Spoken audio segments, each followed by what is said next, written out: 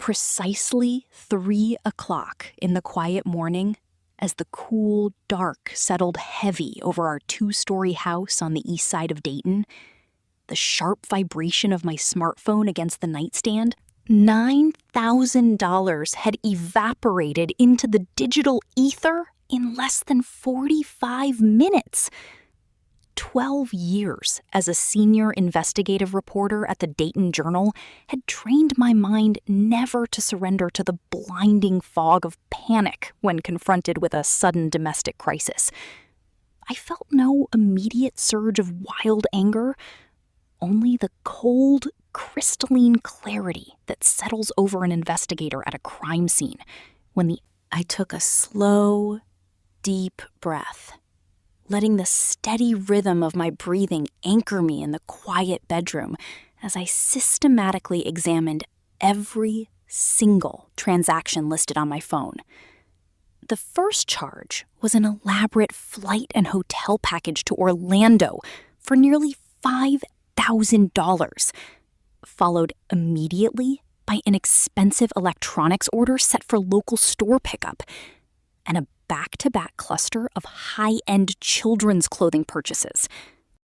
Every line item represented a deliberate, calculated theft, executed while I slept just 20 feet above the thief.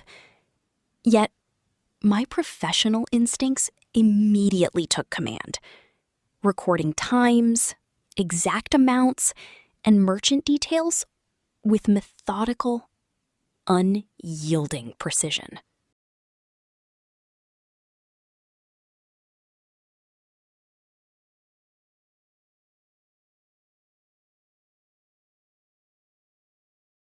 Instead of rushing downstairs to ignite an emotional, chaotic confrontation, I opened my laptop and began gathering digital evidence with the quiet, practiced thoroughness of an experienced forensic investigator.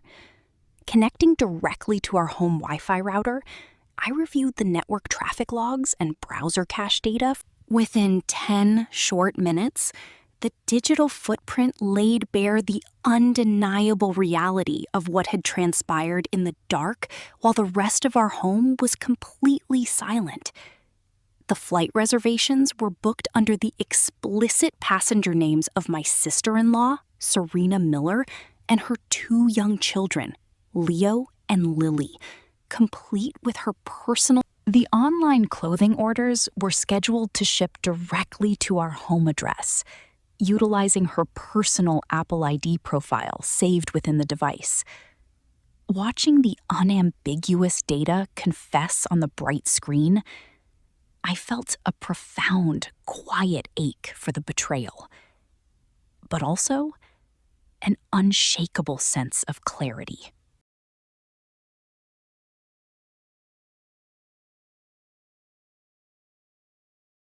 Serena had recently lost her job and moved into our guest room under the guise of needing temporary support to get back on her feet. A generous, warm-hearted gesture Ethan and I had gladly extended for the sake of the innocent, vulnerable children.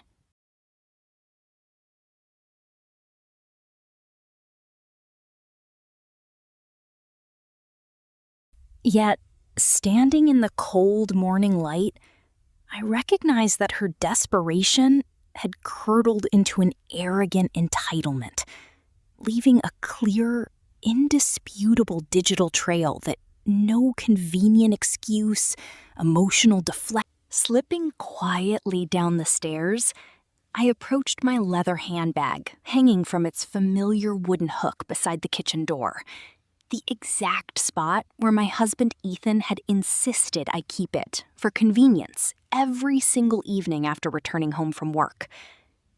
I unzipped the wallet and pulled out my credit cards. However, the card immediately behind it was missing. The heavy, platinum corporate card issued by the Dayton Journal, which I utilized strictly for official records requests, public database access, and investigative travel expenses. In the pitch-black darkness of 3 a.m, working quickly out of a purse that was not hers, Serena had reached into the wrong compartment and pulled out the one. Theft of personal property within a family is a painful, complicated domestic tragedy that often gets swept under the rug. But corporate card fraud against a federally insured financial institution triggers an automated, irreversible institutional mechanism. It required a mandatory fraud report, an internal corporate audit, and a signed legal affidavit under strict penalty of perjury before federal banking regulators. Serena had not merely picked my pocket while I slept peacefully upstairs. In her reckless haste, she had reached past every personal card I might have been tempted to forgive out of love for my husband, accidentally stealing the one unique card in our home that answered to no one's family or emotional plea.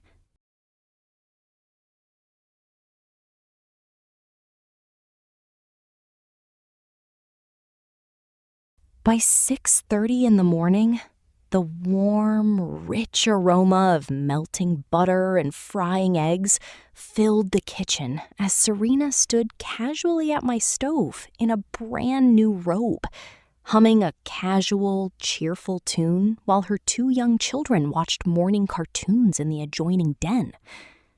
Looking at this woman, my husband's older sister, whom we had. When I placed my phone face up on the quartz counter, with the fraud alerts glowing brightly in the quiet room, her face did not fall with guilt. Instead, it rearranged itself into a smooth, practiced mask of innocent bewilderment. She casually flipped an egg and claimed that the transactions were obviously the work of sophisticated foreign hackers who routinely used real family names to make fraudulent purchases appear legitimate.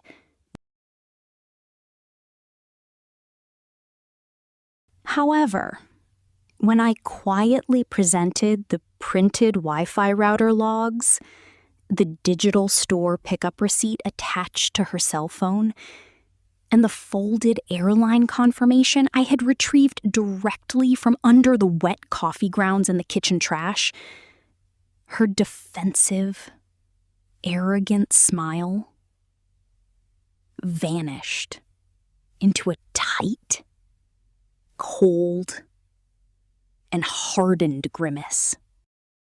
She did not apologize or express remorse. Rather, her eyes shifted toward the front door, silently waiting for her father Arthur to arrive, trusting completely in the formidable, lifelong protective machinery of family cover-ups that had always stepped in to shield her from facing the real. Within the hour, my father-in-law, Arthur Miller, arrived at our doorstep, his commanding presence filling the kitchen as he sat at my table like a judge taking the bench, declaring with absolute, unyielding, and booming certainty that his daughter would never commit such a crime.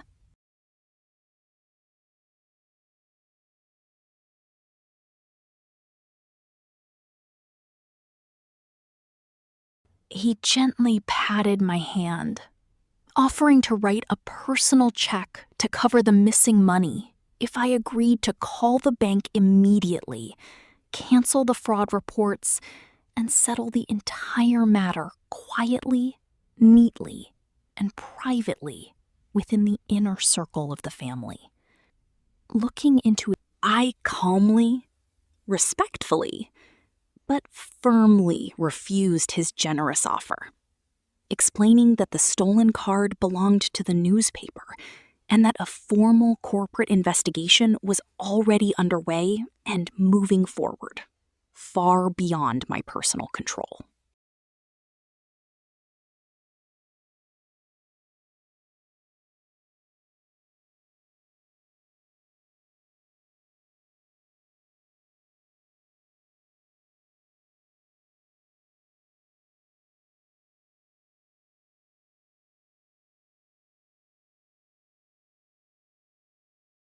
I looked him directly in the eye and told him clearly that the purse hanging by the door was not merely a piece of leather, but a quiet, sacred symbol of the unconditional trust, dignity, and open hospitality we had, shielding Serena by taking the blame or lying to an institutional audit would not preserve our family. It would merely destroy my own integrity to finance a destructive illusion. And I refused to burn my own career, professional reputation, and soul to ashes. Monday morning brought no gentle reprieve as the bustling newsroom of the Dayton Journal hummed with its usual frantic energy. Yet a heavy, suffocating shadow hung over my desk. Before I could even unpack my notebook, my editor, Evelyn Vance, a formidable 61-year-old veteran with 35 years of journalistic battle scars, pulled me into her class. She bypassed all pleasantries, her sharp gaze fixing on me with a mixture of solemn concern and unyielding gravity. Evelyn revealed that the newspaper was currently undergoing an unannounced, comprehensive external financial audit in preparation for an upcoming corporate acquisition. The unexpected $9,000 fraudulent spike on my corporate platinum card over the weekend had instantly triggered a red flag within the auditor's automated. Under strict federal banking regulations, an unauthorized charge of that magnitude on a commercial corporate account could not be quietly swept under the rug or settled through informal domestic arrangements. It set off an irreversible, mandatory reporting protocol that escalated directly to the bank's federal fraud division. Sitting in the leather armchair while my morning coffee grew cold, I listened as Evelyn explained the stark, unvarnished, and cold institutional reality before. The institution did not care about family dynamics, delicate Sunday dinners, or bruised domestic pride. It recognized only paper trails, legal liability, and financial accountability. The quiet sanctuary of my professional life had collided head-on with Serena's reckless greed, transforming a domestic betrayal into a high-stakes institutional crisis that demanded an immediate, uncompromising response from everyone involved in this unfolding drama. By Wednesday afternoon, the subtle, insidious machinery of social power and financial leverage began turning against me in a coordinated effort to dismantle my credibility. My father-in-law, Arthur Miller, utilizing his extensive network of country club connections, reached out to his longtime golfing partner, the billionaire owner of the largest regional auto dealership network in Ohio.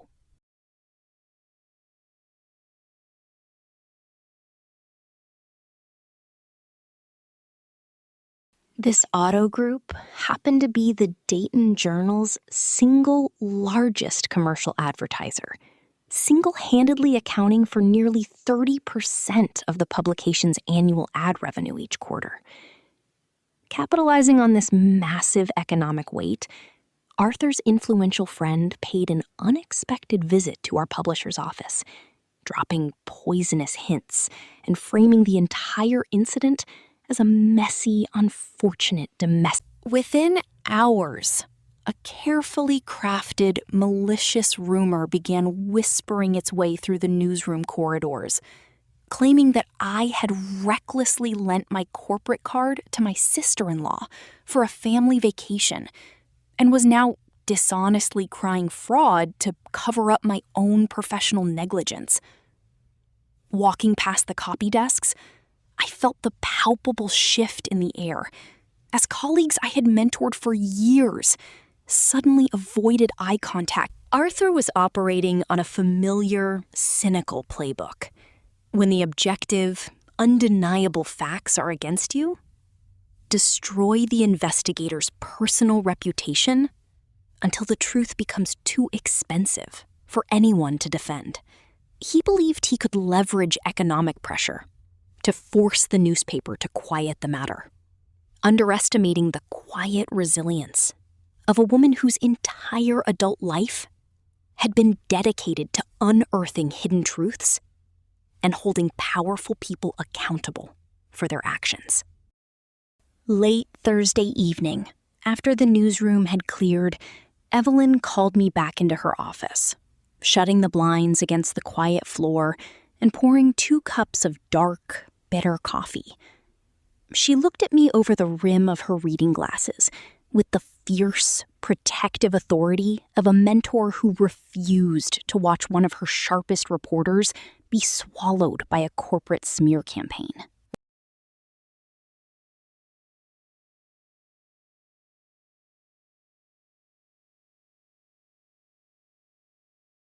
Evelyn told me plainly that Arthur and his wealthy allies were not trying to disprove my facts. They were attempting to spend my credibility until I could no longer afford to stand by the truth. She urged me to stop viewing the situation as a helpless victim trapped in a painful family tragedy and instead approach it with the cold, methodical rigor of an. They are gambling on your guilt, your silence, and your desire to keep the peace, Maya, she said softly, her voice steady and deeply comforting.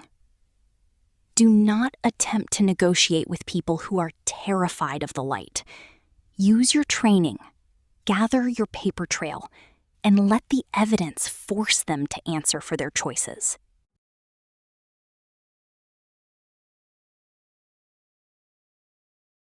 Evelyn's words cut through the suffocating fog of isolation that had been building around me, reminding me of who I was beneath the suffocating expectations of my husband's family. I was not a subservient daughter-in-law obliged to absorb another person's crimes. I was a truth teller with a badge, a notebook. On Friday morning, I was summoned to a formal meeting in the legal conference room, where the newspaper's chief corporate counsel laid out the 2 stark, irreversible paths before me, like a dealer turning over 2 face-up cards. He did not sugarcoat the legal reality, placing 2 official documents on the polished mahogany table under the harsh fluorescent lights.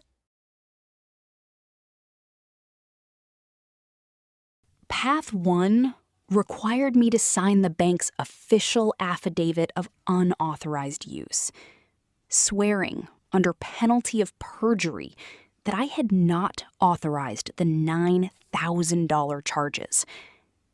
Signing this document would legally clear my professional name and transfer the file directly to the Montgomery County Prosecutor's Office. Where Serena? Path 2 required me to sign Arthur's lawyer-drafted statement, falsely declaring that I had granted Serena permission to use the card. Counsel leaned forward, his dry tone delivering a chilling, unvarnished warning about the severe consequences of that choice.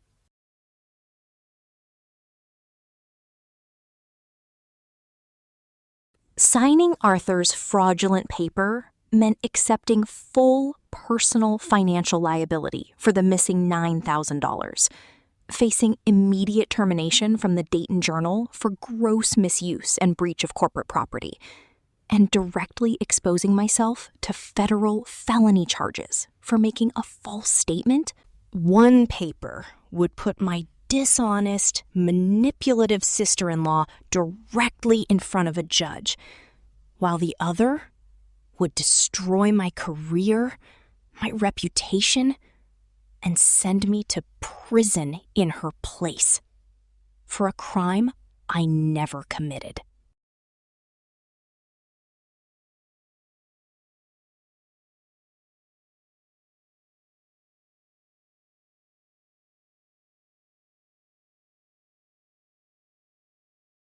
Looking at the two documents resting side by side on the cold conference table, I felt the last lingering threads of hesitation evaporate from my spirit, replaced by an absolute, quiet resolve. Working in close coordination with Detective Torres, a thorough fraud investigator assigned to the bank's legal division, I methodically and systematically compiled a comprehensive, organized digital evidence binder containing Wi-Fi router. Rather than rushing to sign the affidavit immediately, I strategically chose to utilize the full 10 business day window granted by the banking regulators before submitting the official paperwork. I recognized that Arthur and Serena's overwhelming arrogance was their ultimate vulnerability.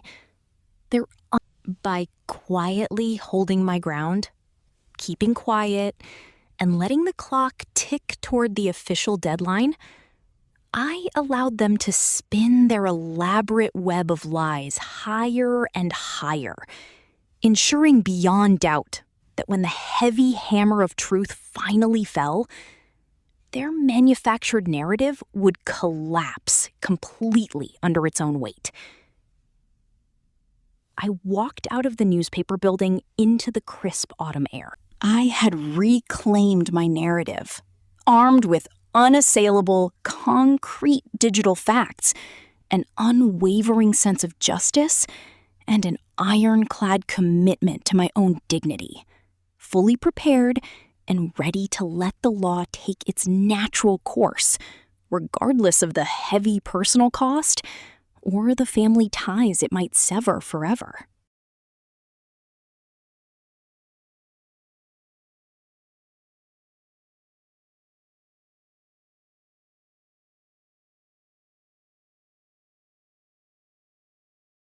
In the hushed sanctuary of the municipal archive, where the hum of fluorescent lights felt like the steady pulse of a forgotten heartbeat, Maya spent 2 stolen lunch hours peeling back the layers of a carefully curated family mythology.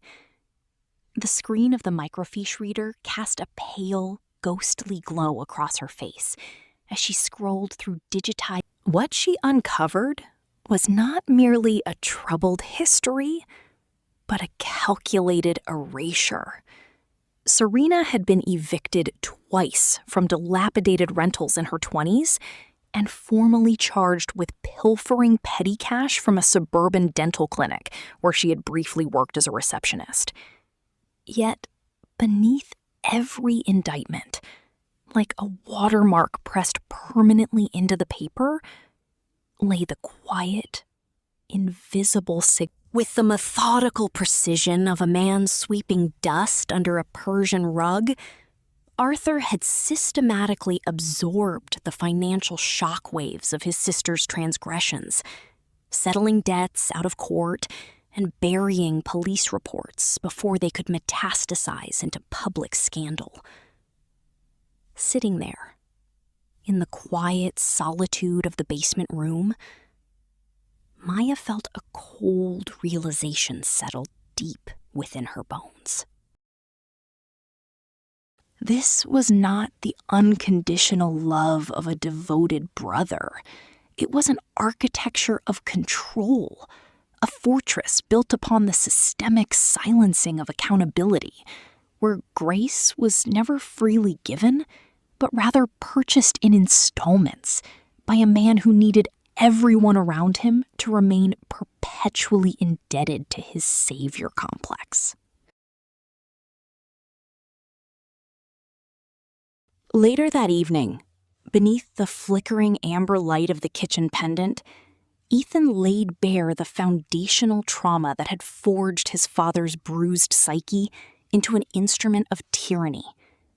With a voice trembling against the weight of long-buried ghosts, he recounted the family lore of 1971, a year that hung over their childhood like a permanent, suffocating. It was the winter Arthur's father, a proud man broken by economic despair, was handcuffed at the kitchen table over a bounced $40 grocery check, his dignity stripped away in front of his terrified children for a sum so meager it felt almost cruelly absurd.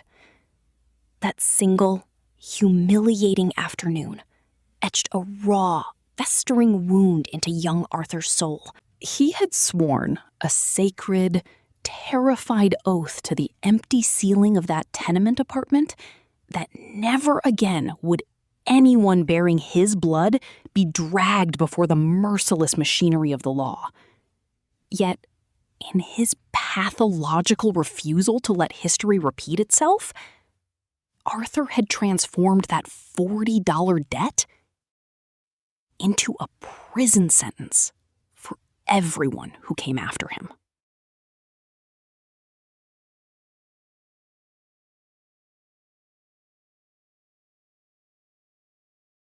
He weaponized his own childhood terror, converting past humiliation into a currency of emotional extortion, ruling his household not from a place of genuine protection, but from the tyrannical panic of a boy who was forever trapped in the shadow of a pair of silver handcuffs.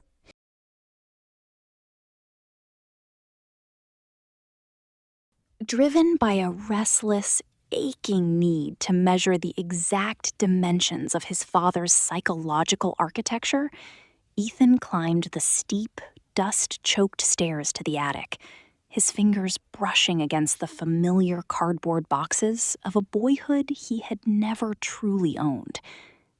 Buried beneath a yellowed stack of high school yearbooks, flipping through the brittle pages, his eyes caught on a meticulously calculated tally from the autumn of his 14th year. Exactly $211 earned through freezing morning bike rides delivering the local Gazette through sleet and biting wind. But across that column of numbers, slashing through his youthful labor with thick, impatient strokes of red ink, was Arthur's handwriting. A marginal note, scrawled in the margins like a decree from a feudal lord, declared that the funds had been requisitioned to pay for Serena's orthodontic braces. Staring at those crimson lines, Ethan felt the air rush from his lungs.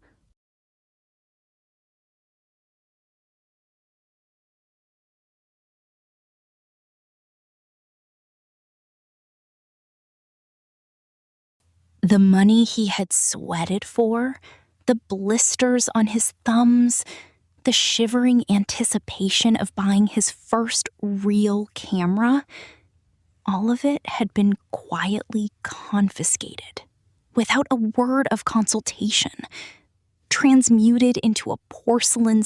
The realization struck Ethan not with a sudden flash of theatrical fury, but with the quiet, devastating clarity of a winter dawn breaking over a frozen wasteland. For more than 20 long years, he had walked through life believing he was the beneficiary of a fiercely protective father, wearing his subjugation like a badge of honor in a family that demanded absolute submission.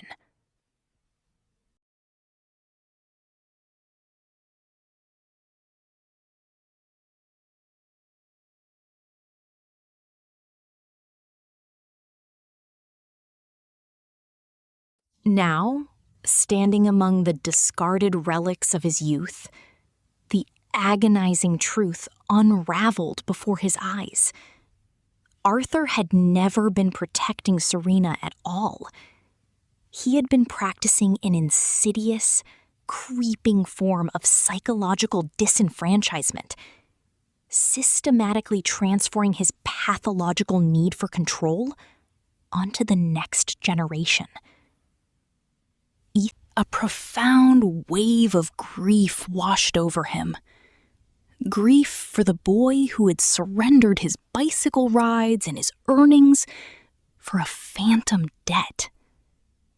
followed swiftly by a fierce, unyielding resolve. Looking down at the red-inked ledger, his hands steadying as the fog of lifelong gaslighting finally cleared, he whispered an oath into the dusty attic air.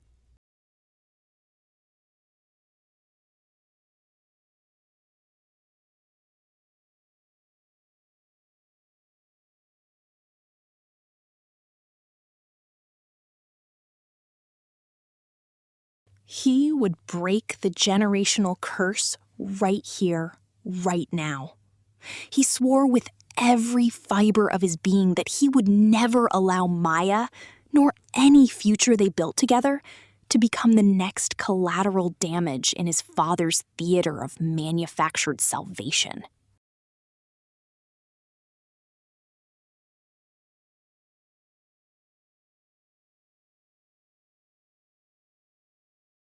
The breaking point arrived not with a thunderclap, but with the superficial chime of a smartphone notification on a quiet Sunday afternoon. It was a photo posted by Serena in the extended family chat group, captured against the sun-drenched backdrop of Cinderella's castle at Disney World. Beneath the glossy filter lay the bitter reality. Arthur had quietly liquidated a portion of his mother's dwindling medical fund to purchase first-class airfare and VIP resort passes for Serena and her delinquent partner, funding a magical kingdom vacation while refusing to contribute a single dime to Ethan's student loan refinancing. The hypocrisy of the family had finally reached its absolute grotesque apex, stretching the elastic band of tolerance until it snapped cleanly in two. There was no anger left in them, only a profound, crystalline pity for a dynamic built entirely on public performance and private misery. As Ethan gently reached out to take Maya's hand, the digital smiles on the phone screen felt miles away, like ghosts from an alternate time. They closed the chat window, turned their backs on the illuminated screen, and stepped out into the warm, unscripted light of their own authentic future.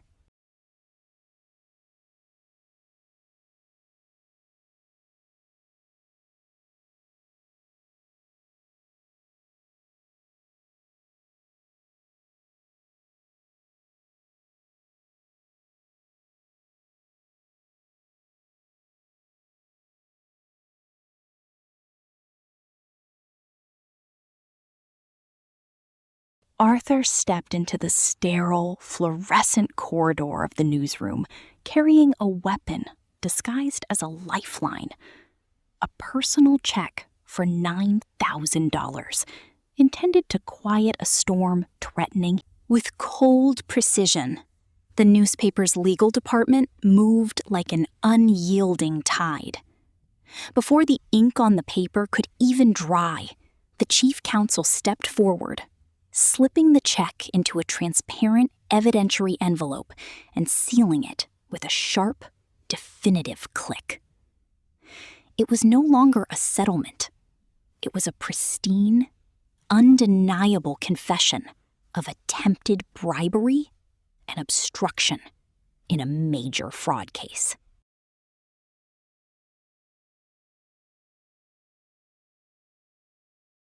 In that room, Arthur's chosen weapon was stripped of power, transfigured into an unyielding piece of evidence, binding him to his undoing.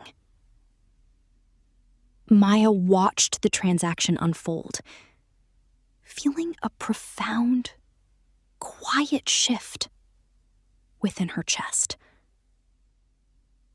A sudden loosening of the truth, she realized, could not be bought off or neatly folded into an envelope.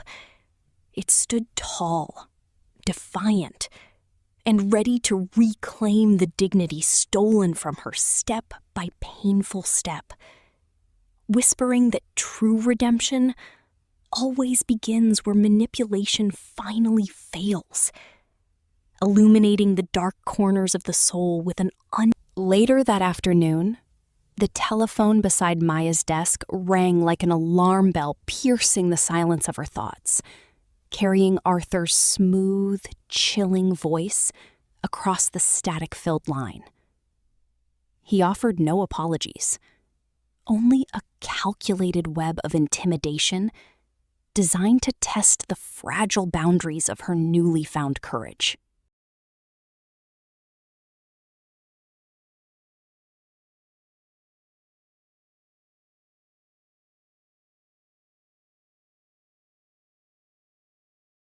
With a chilling calm, Arthur warned her that when the case reached the courtroom, 6 blood relatives would stand under oath to swear that Maya had willingly lent her personal card to Serena, fabricating a narrative of sisterly generosity.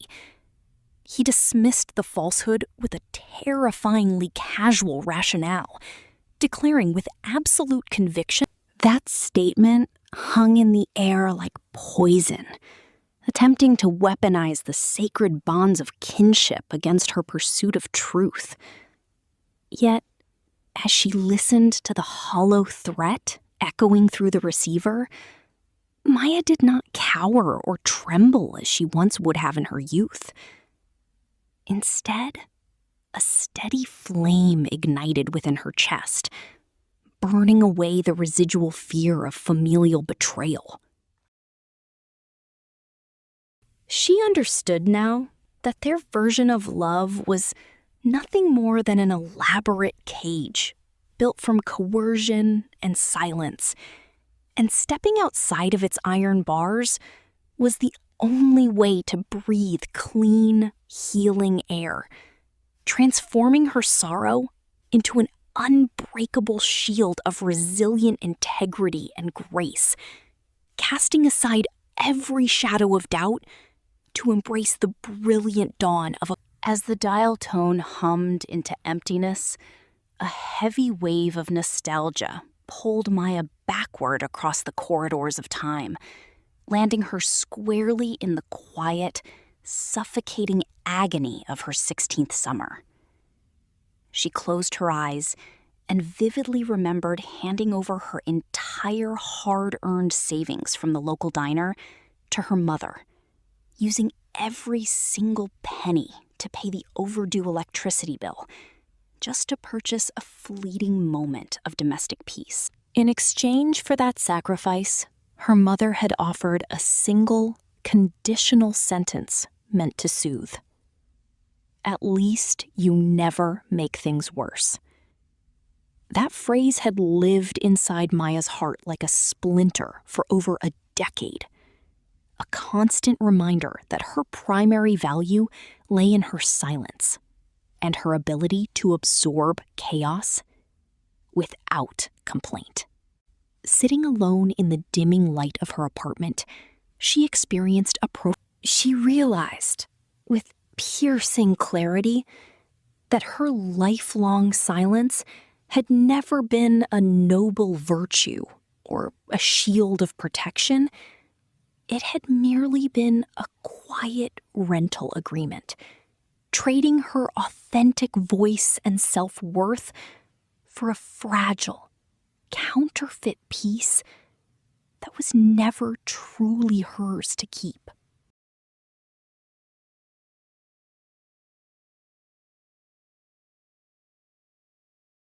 The healing began right there, in the quiet stillness, as she gently gathered the broken pieces of her past and vowed never again to trade her emotional sovereignty for the hollow comfort of keeping others comfortable at her own expense, stepping forward into the radiant light of absolute. The following morning brought an unexpected delivery.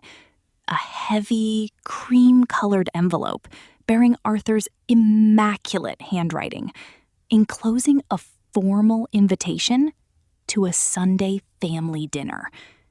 Inside, the note stated that Pastor Bill would preside over the gathering to help resolve all lingering conflicts internally, invoking spiritual authority to cloak their manipulative intentions. As Maya stared at the gilded lettering, the weight of the impending confrontation pressed heavily upon her shoulders, threatening to pull her back into the old cycle of emotional submission.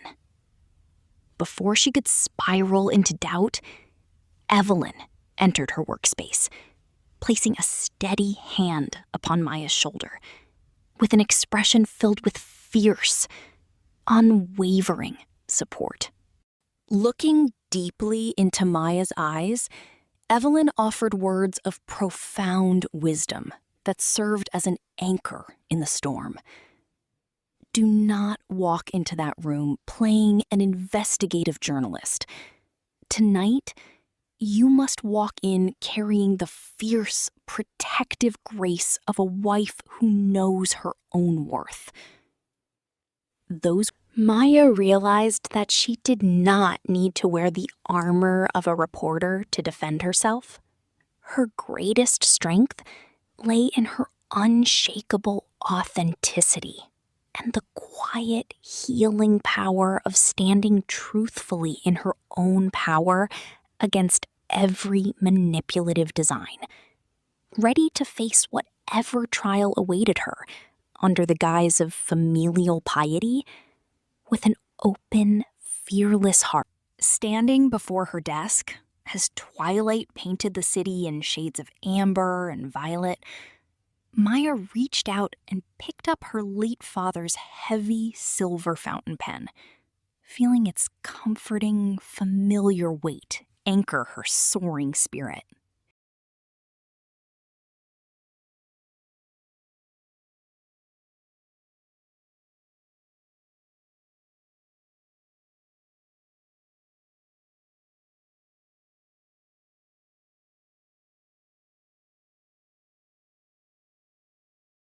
With deliberate, meticulous care, she opened her leather handbag and slipped inside 2 contrasting documents that would decide the fate of her future. The unyielding, unalterable affidavit containing the unvarnished truth. Each piece of paper represented a distinct choice between continuing a legacy of suffocating deceit or stepping courageously into the liberating light of absolute honesty and personal redemption. She zipped the bag shut with a firm, decisive motion that echoed softly in the quiet room, a sound that felt less like a Taking a deep, grounding breath, she squared her shoulders and prepared to step across the threshold into the intimidating arena of the family courtroom, knowing she was no longer the frightened girl who traded her voice for silence.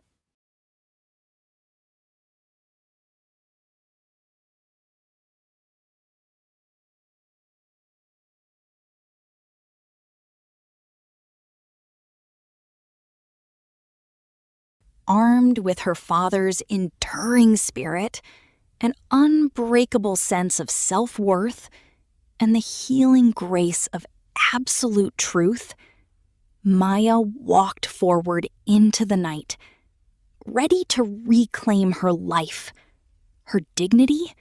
The dining room table was set with a macabre, immaculate precision, mimicking an Easter resurrection feast for 13 souls beneath the sterile glow of crystal chandeliers.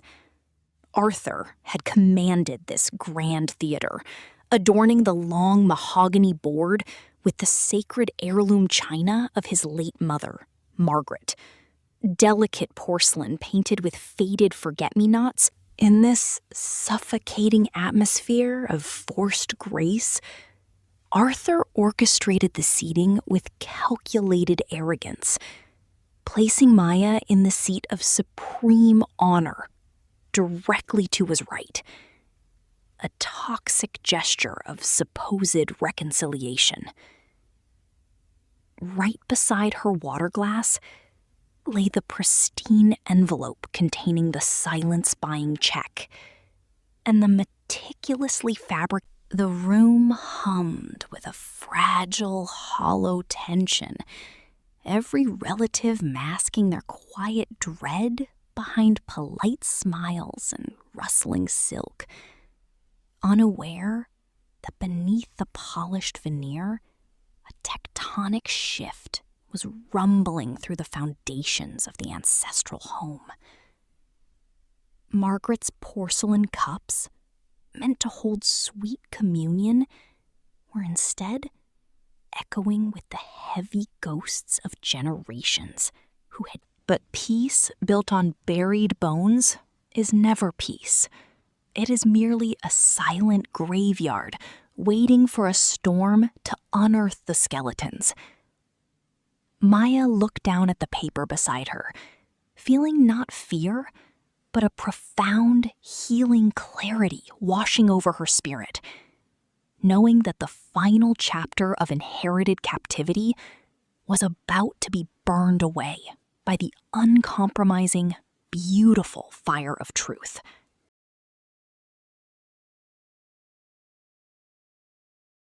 Before Arthur could raise his glass to deliver a rehearsed monologue of patriarchal benevolence, Ethan stood up, his movement swift and resolute like a sudden lightning strike splitting a stagnant afternoon sky.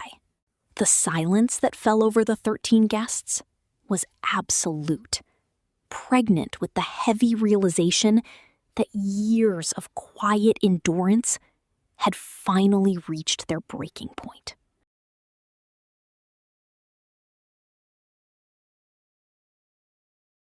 With deliberate, trembling hands, Ethan reached into his coat and pulled out 2 relics of a bruised childhood. A yellowed, ink-stained notebook detailing the $211 of petty debts his father had forced him to repay as a boy, and the official pawn ticket for his first guitar, surrendered to satisfy another manufactured family crisis. He walked silently to the head of the table and placed them both right in the center of Arthur's pristine, untouched dinner plate, resting heavily over the fine porcelain. Looking directly into his father's stunned, narrowing eyes, Ethan spoke with a voice stripped of all fear, carrying the resonant weight of hard-won redemption. I am done playing the sacrificial lamb in your theater of. It was an act of profound psychological liberation, a sacred reclamation of a stolen youth, where the victim chose to stop bleeding for an executioner's applause. The ledger and the ticket sat there like a tombstone over Arthur's appetite. A tangible reckoning of emotional bankruptcy laid bare before an audience of complicit witnesses. Signaling once and for all, seeking to salvage the fractured narrative, Pastor Bill leaned forward, invoking a sanctimonious sermon on the virtues of divine forgiveness and the Christian duty to bury the past under a cloak of unearned grace. But before his pious platitudes could soothe the escalating discomfort, Maya rose from her seat, a towering embodiment of unyielding truth and moral clarity.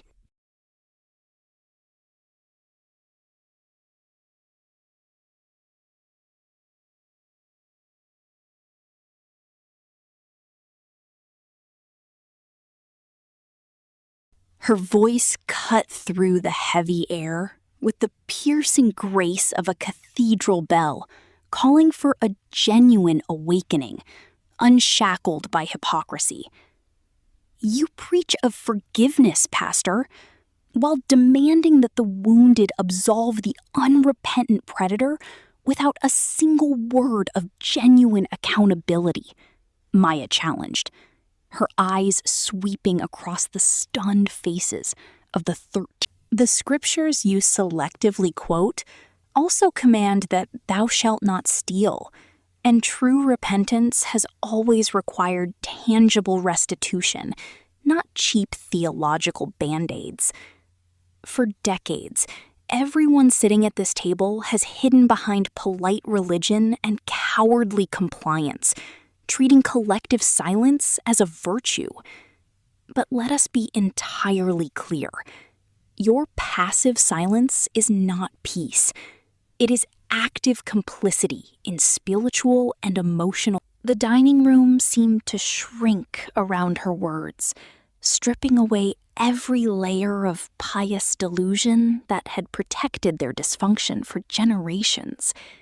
It was a moment of profound spiritual healing, a courageous refusal to let holy words be twisted into chains, reminding everyone that true grace can only bloom where absolute honesty finally takes deep root in the human soul.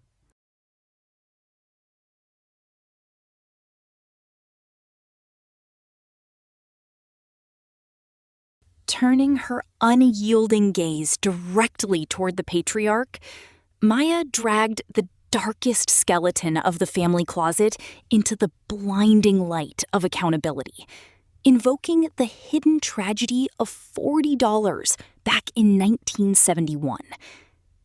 You have styled yourself as the noble protector of this family for half a century, Arthur.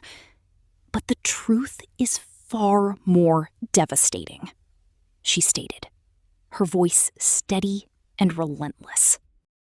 For 50 years, you haven't protected Serena.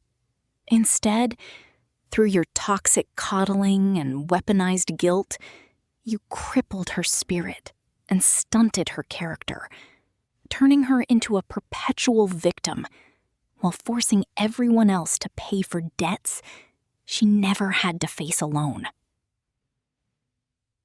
The indictment hung in the air like a suffocating fog, exposing the rot at the core of their dynastic mythology. Arthur flinched as decades of carefully... It was an act of profound emotional healing, ripping open an infected wound that had festered in the dark for generations, so that true cleansing could finally begin. Maya's words did not come from a place of malice, but from a fierce, restorative love that refused to let another generation inherit a legacy built on enabling and cowardice.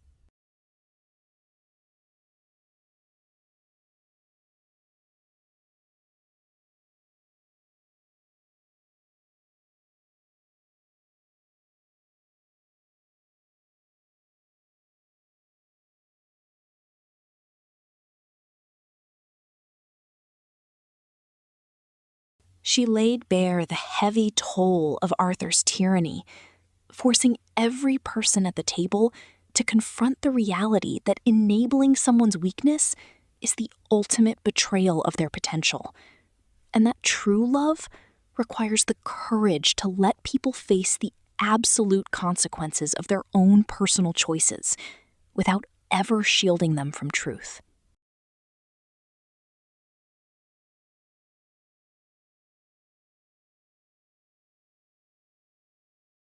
With a calm, majestic poise that silenced the room completely, Maya reached into her pocket and pulled out her late father's silver fountain pen, a treasured heirloom of true integrity. In front of the 13 stunned witnesses, she pulled the official true fraud affidavit across the table, ignoring the pristine envelope entirely, and pressed it flat. With deliberate, sweeping strokes, She signed her name to the document, turning the fine fabric into a historic witness stand of absolute liberation. Arthur, shaking with incandescent rage and a shattered grip on his fading dominion, slammed his fists down and roared a final bitter disownment, banishing them from his bloodline forever. Yet, his fury sounded hollow and small, nothing more than the dying breath of an... Ethan stood tall, stepping behind his wife, and gently reached out to take her hand, in a quiet gesture of unbreakable solidarity and shared strength. Without a backward glance or a single word of regret, they turned their backs on the opulent dining room, walking hand in hand out of the gilded cage and into the liberating, beautiful light of an unwritten future.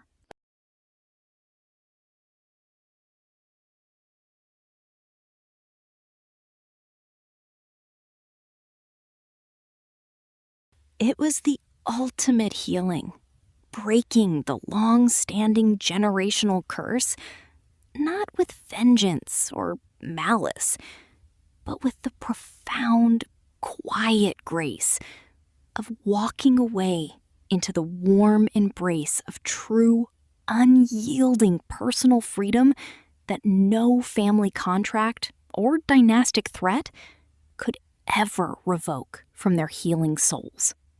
The fluorescent lighting of the courtroom cast a sterile, unblinking glare over the mahogany bench, mirroring the unyielding weight of accountability that finally settled upon Serena's shoulders.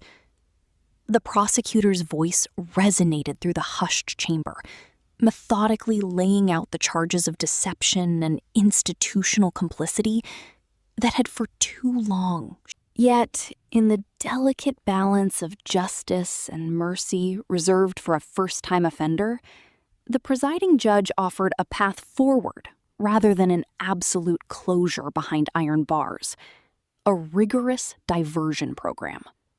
It mandated 100 hours of grueling community service, alongside a stringent financial restitution obligation of $9,000.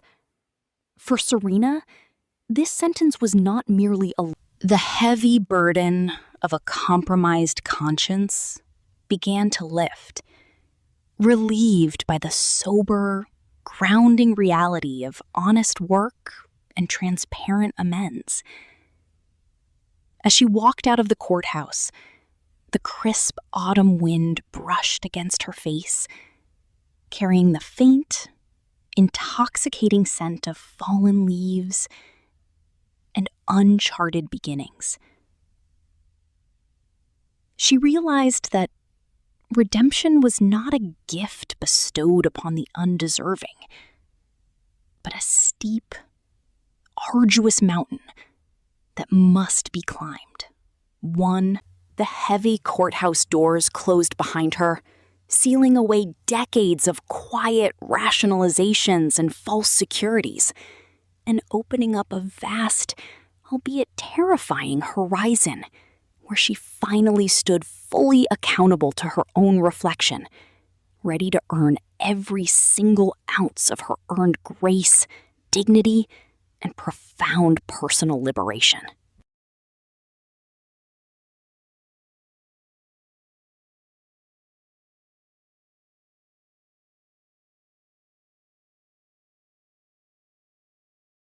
When the golden hues of autumn painted the maple trees outside Maya's quiet suburban home, the sharp ring of the doorbell signaled a moment suspended in time. Standing on the porch was Serena, her hands no longer adorned with the empty privileges of executive status, but bearing the quiet calluses forged from long, grueling shifts at the local warehouse. With a steady, trembling breath, she reached into her worn coat pocket and drew out a crisp envelope, presenting the very first restitution check that she had earned entirely through the sweat of her own brow. In that profound silence, 50 years of generational silence, Maya looked down at the slip of paper, not with a triumphant smirk, but with a deep, healing recognition of humanity restored. Serena's eyes welled with tears as she finally dropped the heavy armor of denial she had worn for half a century. This check was more than mere currency or legal obligation. It was the tangible embodiment of penance, the first true bill. As the afternoon sunlight warmed the porch steps, the invisible chains binding their two families dissolved completely, allowing Serena to step across the threshold of genuine rebirth, finally understanding that true freedom begins the exact moment you choose to face your darkest mistakes head-on, with complete and unwavering moral courage.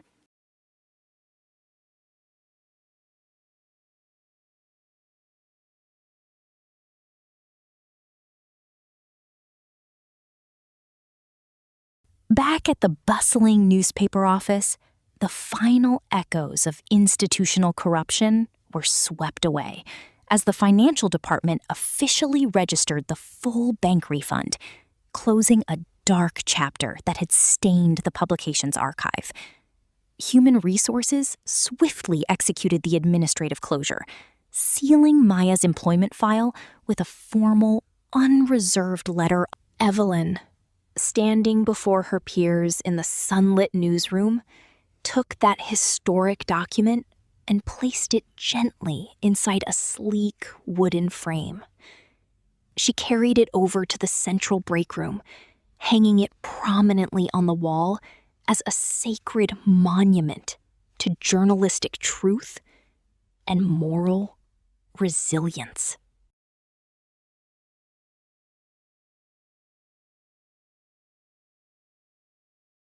It stood there as a silent guardian, reminding every reporter and editor who walked past that words carry the power to destroy or to elevate, and that the institution's true honor depends on its willingness to correct its own catastrophic failures.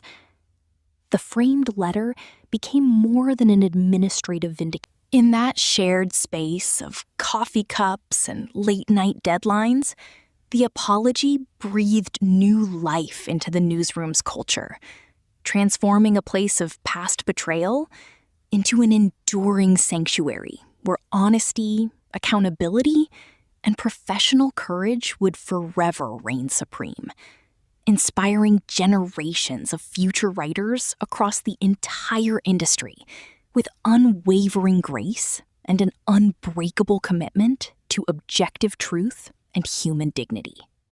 Far from the corporate towers and the chaotic echoes of the past, Ethan embarked on the most courageous journey of his life, the path inward, through weekly psychotherapy sessions. Seated in the quiet, supportive atmosphere of the counselor's office, he began peeling back the suffocating layers of denial, fear, and complicit silence that had weighed down his spirit for years.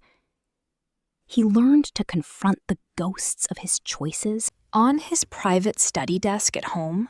Right beside the polished keys of his car, he placed a small, unassuming object that served as a daily anchor. The leather-bound debt notebook containing the exact tally of $211.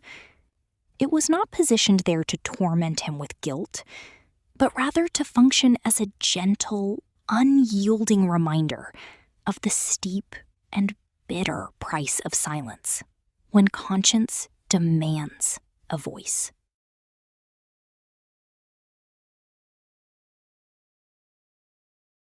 Every time he reached for his keys to start the engine, his gaze would rest upon that humble ledger, feeling the profound sting of accountability transforming into a source of inner strength.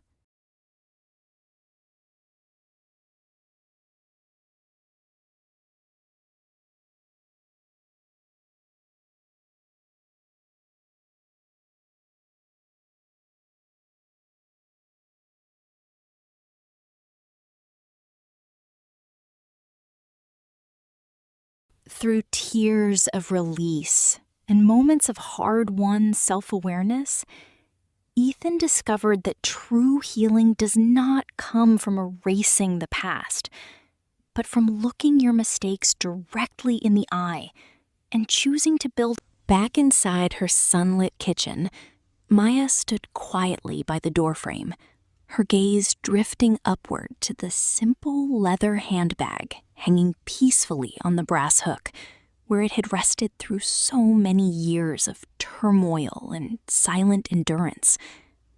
Bathed in the golden afternoon rays that poured through the window, the bag no longer looked like a silent witness to a painful past, but rather like a serene, weightless smile graced Maya's lips as she breathed in the profound stillness that now filled every corner of her home.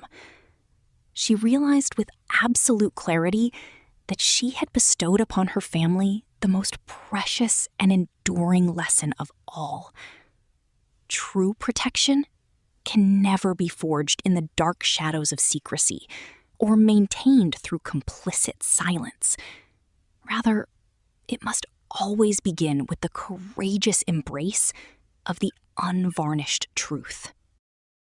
The storms had finally cleared, leaving behind an atmosphere of crystal clear tranquility, where love, justice, and authenticity danced together in perfect harmony. As she touched the soft leather of the bag one last time, she felt a profound wave of gratitude wash over her soul, knowing that the long night of injustice had given way to a brilliant, unshakable dawn.